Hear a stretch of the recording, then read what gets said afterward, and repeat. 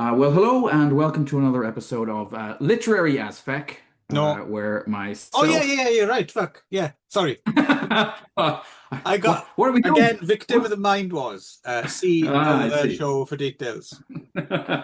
um, anyway, I am Nick, Right? and Yeah. he is Clive. And yeah, we're talking about a book today called British Goblins, Welsh Folklore, Fairy Mythology, Legends and Traditions by WIRT Sykes, a name I've never seen, WIRT. Um, Yes, this good is the name. cover of the one Oh, that I okay. got. Where Oh, where where did you get that, young man? I got that from Kindle. Right. See, I got it from Kindle. So this would be Mhm. interesting. The version I got, um, which I'm assuming is the same as yours, more or less like cheap as chips, Yes. $2 Yeah. or something. Mhm. But I don't know if something happened wrong in the transfer or something, but didn't have that cover. And Okay. also, did you have illustrations? Because I had fuck all illustrations in mine. One or two, but like very few. But I had a lot of like um standing, like one of those like when the image hasn't worked. Oh, That's something interesting. to yeah, loads of them. But Okay, you that's didn't weird. have either. No, no. Oh, This may be a different. I might have had a different edition. I mean, so it it's seems a like public, to get the full experience, we should have found like gone to an antiquarian bookshop and obviously. found one with the illustrations, and so we Yes, can't speak to the illustrations. We should say that up front. yes, and it is so. It is. It's also available through Project Gutenberg, and I mean, it is a public domain book, so it's the kind of thing that probably there's multiple versions of it Right. floating around. But the version I read at least wasn't full of typos. It hadn't been scanlated from somewhere, and No, mine either, to be honest. It was very readable. fine like that. Yeah. Um, so apparently, William Wirt Sykes was an American journalist who served as the U.S. State's consul in Cardiff. Yeah, he So I was a didn't realize. physician as well, right? 1836 to 1883, and he was U.S. consul at Cardiff from 1876. Okay, I didn't realize Cardiff had uh, No, a consulate for them. There, yeah, that's surprising to well, I me. suppose it makes sense. I mean, if you're going to have a consulate anywhere in Wales, then it would be in Cardiff. Although, yeah, uh, it's a principality, right? Not a Because it was country. Wales considered a separate, No, it's a separate. principality technically. Yeah. Hmm. Um, But anyway, he apparently, I guess, became really, really interested in Welsh folklore and mythology and so on, and became a bit of a kind of a Brothers Grimm kind of a guy who wandered around and collected folk tales. He also did a lot of research, and so apparently a certain amount of this book is drawn from previously published um, Well, yes, work in some the of field. which include Edmund Jones's 1780 Apparitions of Spirits in the Principality of Wales, Hmm. Peter Roberts's 1815 banger Cambrian Popular Antiquary of Wales, Hmm. W. Howell's 1837 Cambrian Superstition, Charles Redwood's 1839 The Vale of Glamorgan, and of course there's bits from Mabinogion and I don't know if you've ever read Gerald of Wales, the 12th or 13th century priest who traveled around Wales and No. wrote. Gerald of Wales is a surprising page turner. Okay. Yeah, I would recommend Okay. reading The Adventures of Gerald of Wales, just wandering about Wales and saying things that the Welsh people do, some of which are true and some of which are bollocks.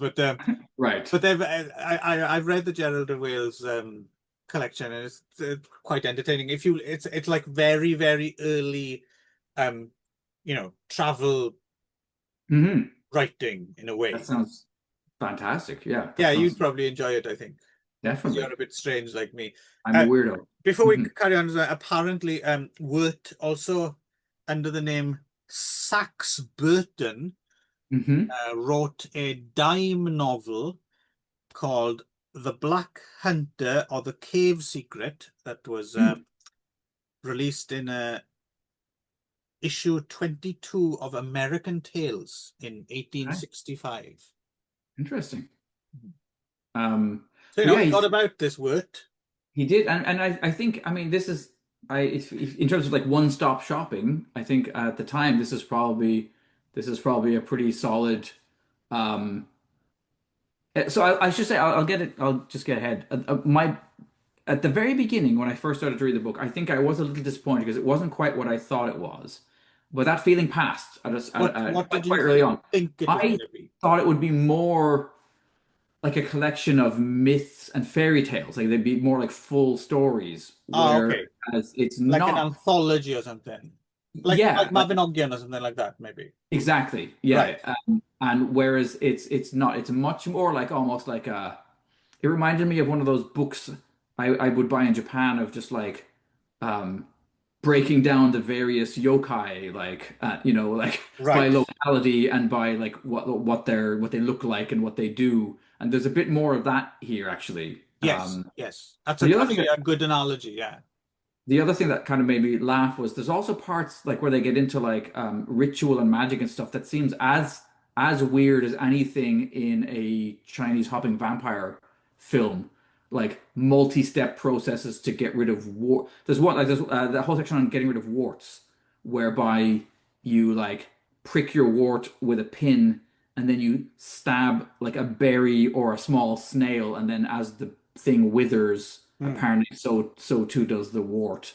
That's how I And got rid of my warts as a child.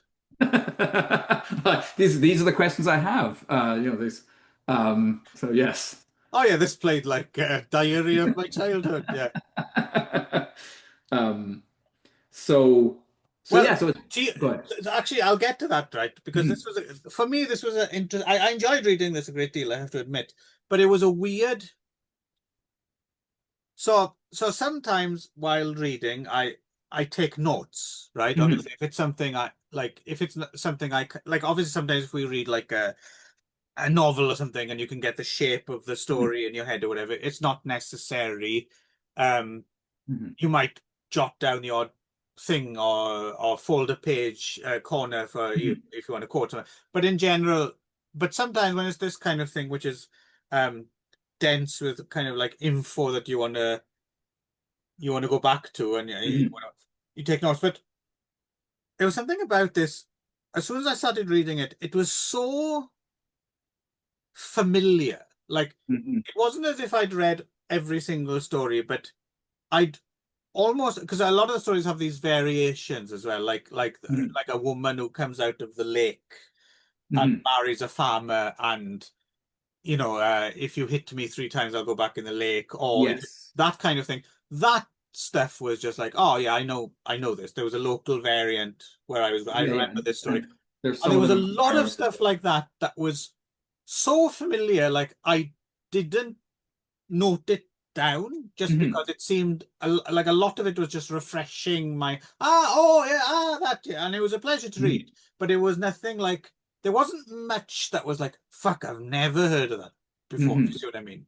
um but as a result, I don't have any notes, and I read it a while ago Right. and I've forgotten it all again, so you're gonna have to kind of That's no drive problem. this, but that doesn't mean I wasn't an attentive reader. Well, I Mhm. did rather enjoy this. It is, I would recommend this book if you're interested in such things. It's definitely a good starting point, but you should take more notes than I did. Right. Uh, which you might have done. I don't know. Well, I did. So rather than notes, I simply highlighted quite a bit Oh, of the okay. book as I went through. So I'm just going to kind of Being occasionally, important fella. I'll read a few things and I'll potentially have questions or just to see if I can prod your memory a little bit. Right. Um, yeah, so I mean, one of the early things that I liked was, and then so how yeah. So here's the thing: like I'm faced with words that are lacking in vowels, Clive. So does the W take the place? Racist. Does does the W take the place of a vowel? Like there's some like the word for beer here seems to have no vowel in it Oh, at all. that's a fascinating question, because until you've said it out now, I just realized my whole life I've assumed W was a vowel.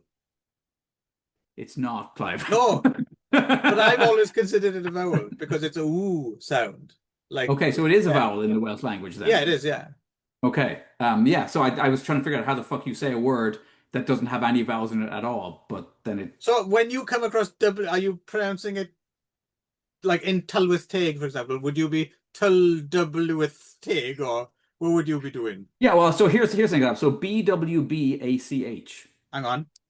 B W B C WBACH, H. Bubuch. Babuch. Thank you. Okay. Um. I don't know what bubuch means though, but it's Oh, so it's some sort of magical goblin type of sounds figure. it. Yeah. Yeah. I was just saying to my wife, well, I found one illustration from online that isn't in the book, and I showed it to her because I knew she'd think it was kawaii, and because it was Mhm. called the puka. Ah, the Puka. Yeah, who we have seen not that long ago because the Puka is one of the characters in the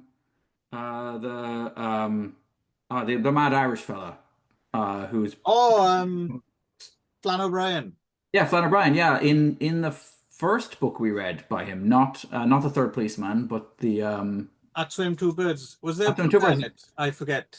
Yeah, yeah, he's sitting in some guy's Oh, in the pocket. pocket. Was that the puka? Yeah, Was it the that was a pocket Puka. puka? Yeah, Ah, right. that's Yeah, spelled my slightly wife was differently. quite taken with the puka. Oh yeah, And if we ever have another cat, I think it's going to be called puka. that's a very good idea.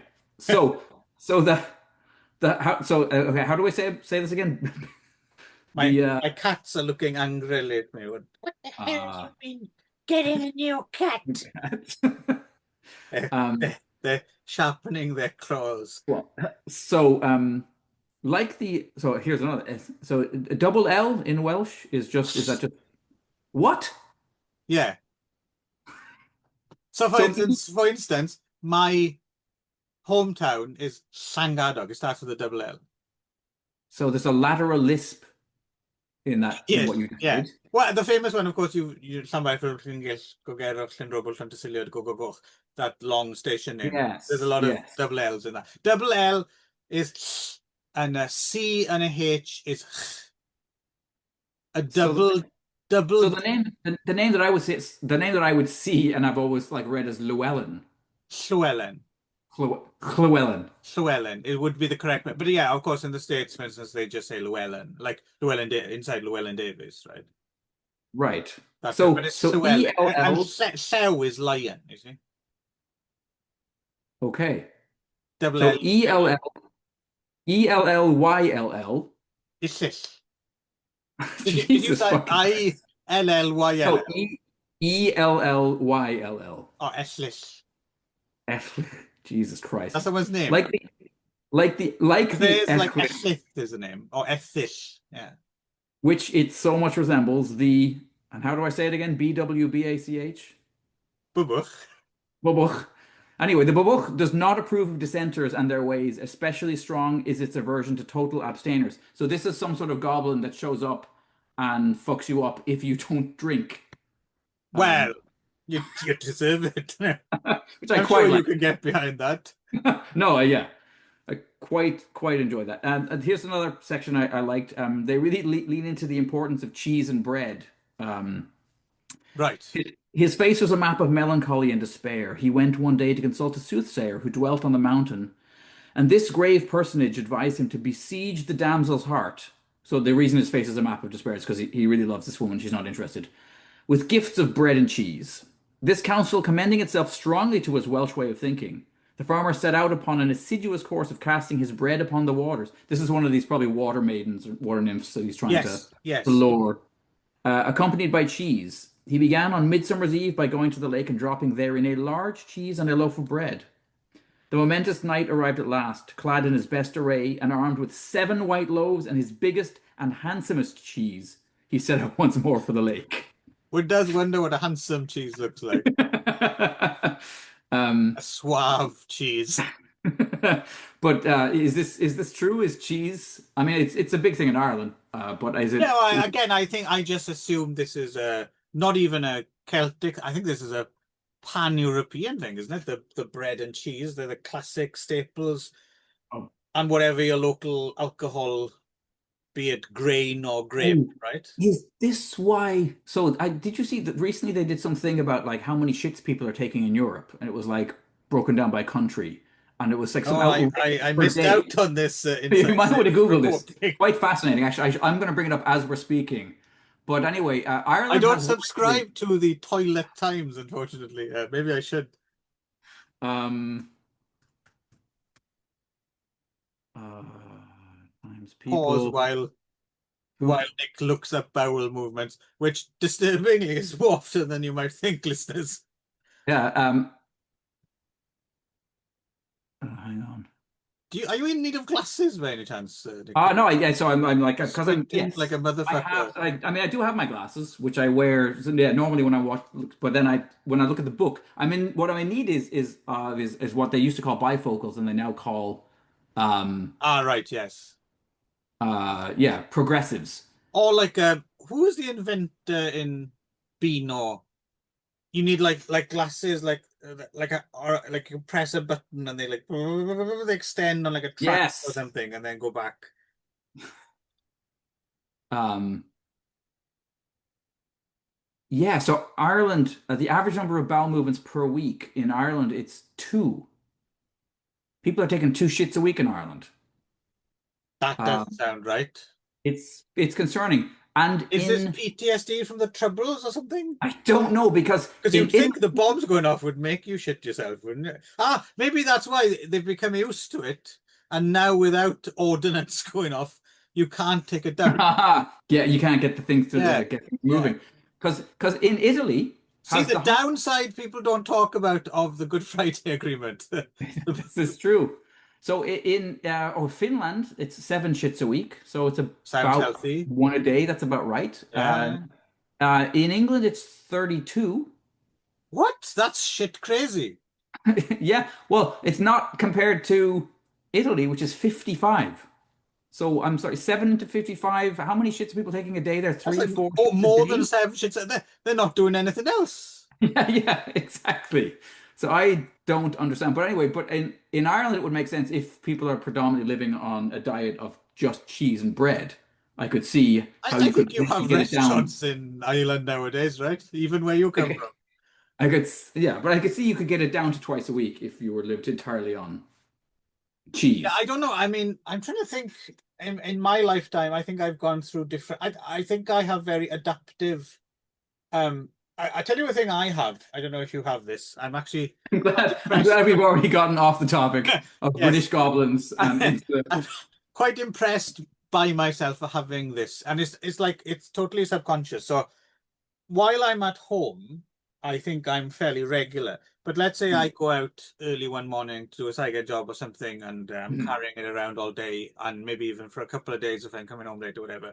I have this thing where I don't think about shitting all day, Mhm. and then on the approach to my apartment, like within the last block, I'm suddenly like, oh, touching cloth, as if my bowels know that The my own proximity to the toilet is toilet. nearby. Yeah, Ah, yes, the own bog, own bed. yeah.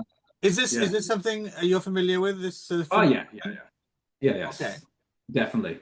I have two apples a day during the school week, which I find really helps keep me regular. It's good roughage, but then I find I get out of that habit when I'm on like summer holidays and things like that, and that's where, Yeah, you know, no one wants to be healthy in the summer. no, no. Um, I'm actually the same. I'm very healthy all week long, and then on the weekend, not no fruit or vegetable passes my mouth if I can help it. It's all just meat and carbohydrates and of course alcohol. Yes. Chapter four has like so between each kind of section. I think there's five main sections of the book, and then they have multiple chapters within them, and each one of those is broken down in that oldie-fashioned way of showing you exactly what you're going to Exactly get what you're into, about to read. Yeah. page by page. Yeah. So I just noted when I saw coming up was going to be a section on occult intellectual powers of the Welsh goat that I got quite excited. Um, and then. But then before that, before we get to this, this set him to thinking she might be a oh fuck GWYLL. Gwish. Gwych. And when he I have happened to to say though, some of the oddly enough, some of the words in there I realized were slightly different from I remember them, and I'm wondering if there might be a variation in Old Welsh and maybe I a was going to say slightly they might be so archaic. so a gwish is it what is it? I'm assuming it was some kind of go Welsh ghost or fairy Ah, okay. You know, there was a few things I was like, oh, I know that, but I know it by a under a different slightly name. different name. Yeah. Right. But then again, my Um, Welsh is terrible, so it's better than mine. Um, yeah, well, I what? mean, it would be kind of weird if yours was better than mine. And when he happened to draw his knife for some purpose, the old woman vanished, and then he was sure of it, for Welsh ghosts and fairies are afraid of a knife. Is this true, Clive? Can you attest to Yeah, why not? Yeah. Okay, because I it mean, does seem I don't often pull knives on goats, but it does seem a little intense. I mean, I could see it happening in Limerick. That definitely the kind of place where a ghost could get knifed if it went down the wrong alley. Um, um, give us your fucking ectoplasm. Ghosts are in Wales held in particular esteem. Sorry, goats, not ghosts. Goats are in Wales held in particular esteem for their supposed occult intellectual powers. Well, So, isn't there in that film um Bone Tomahawk? They drink at a tavern called the Learned Goat, which has like okay, a goat smoking a pipe on the okay, on the front of the tavern. Yeah, so again, I think that might be a well-known thing, the smart goat. right. Um, and it is one of the peculiarities of the. So your name for your version of the fairies, or you were said like I'm going to say Tilwith Teg, but that's not right. Tell with Taig. It's a long E sound. Tilwith Teg. It's got a Okay. roof. If it's got a roof over the E. But it doesn't in this version, in this book. Ah. That's interesting because we have them. So in Irish, we have the fada, which is like the R accent that comes Yeah, over. I was going to say it's a bit bloody rich, you complaining about the Well, Welsh no, language. that's what's fascinating to me because I'm attempting to learn Irish as we speak. Right, I've been doing Duolingo, and then I just bought a book of short stories that I'm attempting to kind of struggle my way through. Um, but what drives me mad about Irish spelling is that it has 25 vowels for every fucking word. It'll be like I, E, I, O, U, like there'll be like two consonants in there and just like handfuls of vowels strewn everywhere. Right. Um, but anyway, it's one of the peculiarities of Welsh fairies that every Friday night they comb their goats' beards to make them decent for Sunday. Yeah, well, you kind of a shabby goat on Sunday. I mean, What will the neighbors think? my hometown of Wicklow, I remember people having goats in their front gardens, like Right. attached to like a rope, Right. like just you'd walk past the house and they would be out there eating, rubbish basically. Like they just throw. Yeah. Well, you'll be surprised by this. I was recently on a job somewhere down Yokohama way, and me and a couple of friends were walking from the shooting location back to the station. And it was a fairly, regular Japanese station, like around the station was, quite built up and lots of shops and izakayas and stuff. But there was like a little grassy slope going down towards the station. And randomly there was about five goats there. Like it wasn't a farm, it wasn't like a thing Right. for children. It was just a grassy slope leading down to a main road, and someone had a bunch of goats on there. I'd never seen that before in Tokyo or Yokohama. No, that's awesome and weird. And so again, growing up in Ireland, and maybe this is true of rural Wales as well. But then again, also I don't know what's true in Ireland now because I've been out of the country for so long. Right. Well, But same. when I I was a can't kid, speak for Wales either, really. right? But when I was a kid, so farmers, particularly sheep farmers in Ireland, would just daub their sheep with these big blobs of color Yes, and yeah, then yeah. Or let them kind of tar or something. wander. Yeah. Yeah, like they'd be big red or blue blobs of these Yeah, yeah, sheep, yeah, and they yeah, would just yeah, yeah, wander. yeah. They'd go Yeah. out to I just think that's wander in the still fields a and thing. graze wherever they wanted. Yeah. But that's definitely not a North American thing. Like your animals have to be kind of Right. penned and like, there's no way they'd be allowed to just graze freely. Yeah. But Well, in Mexico, In Mexico, they are. So I saw there would be herds of cows just wandering around eating off Yeah. of the I landscape, remember basically. my wife was delighted like one time when we went back and we were driving over like some hills somewhere, whatever, and yeah, you'd come across just like the road is just covered Full in of sheep. sheep, right? And you have to slowly kind of make your way through. And she was like, bro, blowing my mind, right?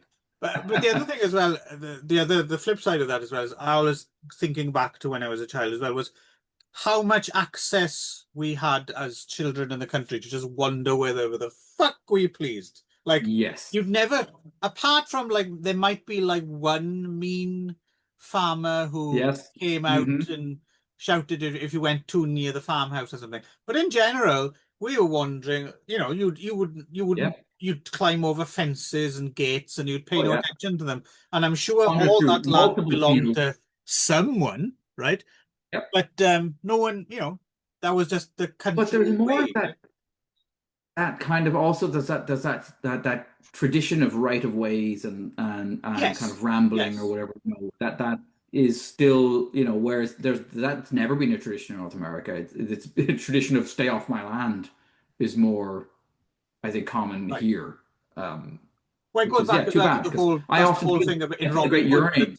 the Sherwood Forest is common land, right? That people can live Right. on, and yeah, it's funny. I Yeah, no, remember um years ago on the Mark Kermode and Simon Mayo film show when they were still on Radio 5, and the not very good Robin Hood film with what's his face oh yeah, Kevin Costner. no, the other not very good game. The one, what's his name? The Australian fella. Oh, Russell Crowe. Yes, Russell Yeah. Crowe and his very changeable accent in that film. Hmm. That they were talking about that film, but it was like a bit like this sometimes when a book isn't very interesting. It was like nothing interesting about that film at all. But the guest they had on to talk about it, of all people, was Billy Bragg, and and Billy Okay. Bragg was just Sure. talking about like yeah, exactly what you were The saying, like history of common working land and class rights of England. way and stuff like. And that Yes. was really interesting, much more interesting than fucking Russell Crowe's Robin Hood. Pros. Um, okay. Yeah, I mean, it's a good section on changelings, which is always traumatic to read about. How many children were basically burned with shovels and stuff like that for being having cleft palates and the rest. The But little that's a bastards. worldwide. Yeah. That's not a specific to Wales thing at No, no, no. all. Um, another thing. So the Sin Eater was something that I Ah, I don't yes. know if I don't know if I knew about this before, or I maybe heard the term Sin Eater but didn't know what it meant. There's quite a good Um, film. Is it maybe Heath Ledger, isn't it? From like 1999 something called The Sin Eater, which was quite good. And there's a is recent it Sin Eater film as well, which I haven't seen. But yeah, it's about the Sin Eater. Yeah. about the actual Sin Eaters? Yeah, Yeah. because apparently it was a common thing in Ireland, Yeah. and in Wales and in a few Again, other I think it's a Celtic. global thing, the concept of the Sin Eater, right? I mean, it's fascinating. So, I mean, so to people who don't know, basically, if you, for example, if a family member died before the priest could arrive to kind of give last rites and extreme unction and all the rest of it, right, and have them confess their sins, basically, there were like local people who you could hire and pay money. They would come in, and apparently, the oldest version, they would actually have a bowl, like this wooden bowl of bread that they would place on the chest of the Mm, deceased, and this person would eat the bread, and the bread would have absorbed the right. sins, and then this person, yeah, this person, and then I love the idea, like after they've done this, they would then be chased from the house and like kind of beaten and have shit thrown at them, like, Well, um, this is an interesting thing. Interestingly, apparently that is the inspiration for Pac-Man, right? Because he's eating and he gets chased by ghosts. yes, I did totally make that up, by the way, I but assumed. that could be true. Is there a Japanese, yeah, I think there is tradition? a sin eating Probably is. um, Um, equivalent. Um, no, no, no. Yeah, that is a fascinating, and of course, in Catholic Italy, that may account for why you shit 50 times a day. yes, Because could well. I'm sure sin is an irritant that would keep you It has to be. regular. It has to be. It's a bit like you get like a diverticulitis. Little bits of skin get trapped in pockets in your lower intestine, and Right, then right. deeply discomforting. Yeah. Um, Another thing that I really liked is Welcome once again, by the just way, to Literary Effect, where we take these things seriously and very, yes. very studious and open-minded. Hmm. I You thought it was really just going enjoy. to be toilet jokes, didn't you? No, sir. No, This is some in-depth research. I do like. There's a whole section on standing stones, which I mean, again, that's my mana, and actually, some of that really made me think about that book we read not that long ago, by Ramsey Campbell, the one about Ancient the Images. stones. Yeah, Oh, the no, ones not that the other one. no, the other one, the one about the Um, stones. yes, I'm Um, blanking on the name right now.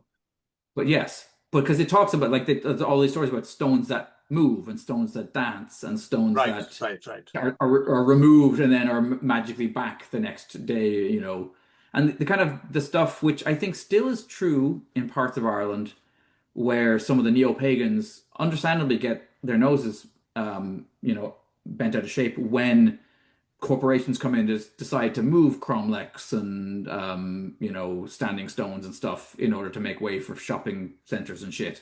Hmm. Because it does show a remarkable lack of consideration for the, Well, you that's when know, you call in Quatermass. this is true. That's Yes. what he's there for. Yeah. Or Rawhead Rex. Um, but yeah, there was hang on. Oh yes. So there's great pettiness that I really like throughout this. Like for example, the whole concept of like um, if people have died, that they go through various flowers you can plant on their graves to show respect, but also if someone's a dick, that you would go out of your way to plant foul-smelling or noxious weeds or nettles on their grave just to kind of like I don't know. Yes, I would imagine. Yeah, well, it's a tradition that continues. All those people who defiled Jimmy Savile's grave right after the allegations came out. There you go. All the Um, people who apparently, were ready to piss on Thatcher's grave in mhm. parts of the UK. Uh, Yeah, and that whole thing of like burying criminals under crossroads as well, which is something I'd kind of forgotten was a right, thing. And right. the concept behind it being like we'll give them the worst possible night's sleep, like that they'll spend eternity being trampled over. Yeah, and, can't relax. It's interesting to me actually how much of this as not revelatory exactly, but it seems it is fresh to you. So it just for me, I always assumed that this stuff was kind of uniform, but clearly the particulars of the Welsh experience seem to have their own flavor, which were a little bit new to you, which is Yeah, interesting to me. I wouldn't have there's expected some that. things. No, there Right. are some things that like I recognize right away. Like growing up in Ireland, we had tales of big satanic black dogs wandering the landscape that you had to Mm, be careful of. There was a Hellfire Club in Dublin that all kinds of stories that were attached to, Satan having appeared there at card games and stuff. There was lots of that stuff. I mean, growing up, in a place rich with bullshit, basically, well, that's right? what I mean. So I was kind of taken aback that there was a particular flavor of bullshit that was slightly new to you, I suppose. Yeah, yeah, no, there were. And then obviously, so the Irish fairies, um, the Tuatha De Danann, like they are kind of a different thing in some ways. I mean, they do the myth cycles that I kind of connect to them. They are, yeah. I mean, like the characters are very clearly like they have specific names, they have specific personalities. They're a pantheon of gods that is diminished, I think, with the coming of Christianity, and they're made into the leprechauns and the little people and that shit. Yeah. Well, But it is an interesting thing because, yeah, like you said, you go back and some of these they have much darker roots, right? The fairies, fairies with teeth and all that stuff, and like oh in yeah, Pan's Labyrinth, for example, and like Terry Jones was really interested in all that kind of stuff for it. But yes, the other kind of slightly disturbing edge to it is I think one of the reasons we don't, I don't know, it might be something. There's also the slightly weird or there's that slight pedo slant to the fairy thing as well, isn't there? A little bit. That invariably seems to come in that kind of Alice in Wonderland kind of way after a Right. while. There's Right. that comes in, and that always Yes. seems like slightly distasteful. And Yes. I mean, the fairy circles as well are something that's obviously Ireland is full of those, because they're all just the foundations of ring forts, right? That are still hmm, in fields and stuff, right? But the idea of like stepping into another world, losing time, that kind in of Bewitched, that stuff. yeah. Yeah, yeah, that's those stories are a big part of Irish mythology as Yeah, I well. like that. I like those. I do like those. And they're also the things that I give slight credence to. Obviously, I don't think they're fairies, but I've had weird experiences in the countryside. I mean, to be fair, there were usually drugs involved at a certain point, but Hmm. or just like yeah, like being well, like the Miyazaki, like being spirited away, right? Yes. And then suddenly, like, what the and you can't account for it. And yeah, I do wonder if that's some sort of like marsh gas or something that comes out of Hmm. nowhere and suddenly knocks you out for like a couple of days, and you have all these dreams or something. Um, Or could it be like Henry Llewellyn? Llewellyn. Of yeah, yeah, exactly. Of fuck Ystrad de Foc parish, Ystrad Istrad, Defoc, Istrad. What was the second bit? Defoc. Istrativok. Okay. Anyway, he was beset by the devil in the shape of a round bowl, Yeah, which was he can creep up on you. in this. I'd never heard that. That was new to me. I've never heard of the devil besetting anyone in the shape of a bowl. But yeah, I've got endless notes from this, but I'm not going to go through them all. I'm just going to say that I had a ton of fun with this. It is a fun book. It is a fun book. Yeah. Once I got past the fact that it wasn't going to be a collection of stories so much as it was more like a field guide, actually, a Yes. field guide to weird shit in. Yeah. I feel in as well it would still work.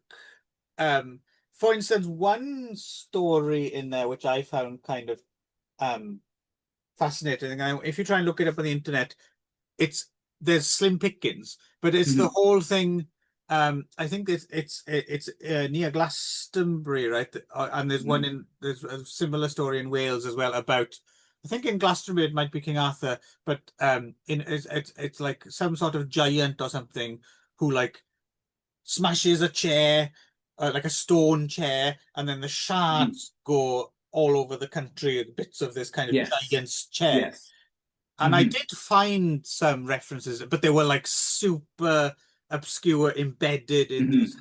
hardcore websites, which I'm sure have actually used this book as a field guide. So I think Yes. this book's probably if you really want to go deep, um, this is probably quite a good starting point, and I I'm would think sure so. people Yeah. have built on it over the years. But it's Hmm. probably considered a bit of a classic text in its field, I would have thought.